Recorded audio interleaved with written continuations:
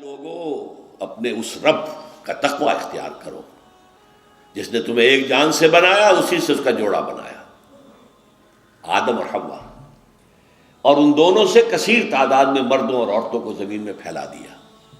دیکھیے کس قدر مناسبت ہے، آج پھر آدم کا ایک بیٹا، حوا کی ایک بیٹی اسی رشتے میں منسلک ہو رہے ہیں، ان سے بھی آگے نسل چلے گی۔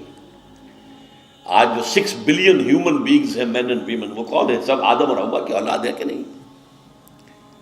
لیکن دوبارہ فرمایا واتقوا اللہ، دیکھو دوبارہ سن لو، اللہ کا تقوی اختیار کرو، الذی تساءلون بہ، جس کا کہ تم ایک دوسرے کو واسطہ دیتے ہو۔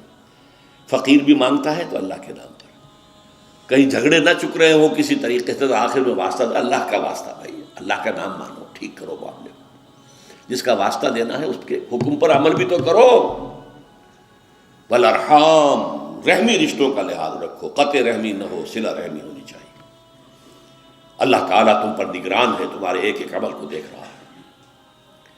2 آیتیں سورہ احزاب کی۔ اہل ایمان اللہ کا تقوی اختیار کرو اور زبان سے وہی بات نکالو جو درست و سیدھی ہو۔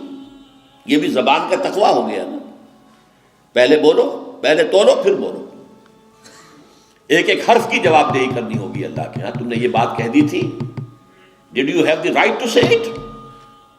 حق تھا تمہارا، لہذا زبان کو پکڑو،